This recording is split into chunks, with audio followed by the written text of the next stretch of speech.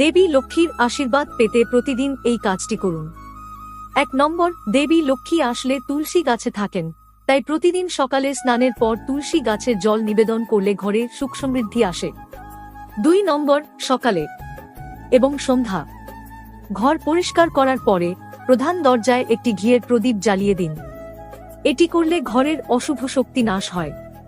3 নম্বর, প্রতি শুক্রবার শ্রী সূক্ত পাঠ করলে দেবী লক্ষ্মী খুব খুশি হন এবং কখনো অর্থ ও খাবারের অভাব হয় না ঘরে। 4 নম্বর, প্রতিদিন গরুর সেবা করুন। গাভীতে 33 কোটি দেবদেবীর অধিবাস। প্রতিদিন গরুকে তাজা রুটি ও তাজা ঘাস খাওয়ালে দেবী লক্ষ্মীকে আকৃষ্ট করে। যারা রাতে ঘরে এঁটো বাসন রাখে তারা মা লক্ষ্মীর আশীর্বাদ পায় না, অর্থ ব্যয় হয়। এই কাজটি করা থেকে বিরত থাকুন এবং রান্নাঘর পরিষ্কার পরিচ্ছন্ন রাখুন, সৌভাগ্যশালী হবেন নিশ্চিতভাবেই।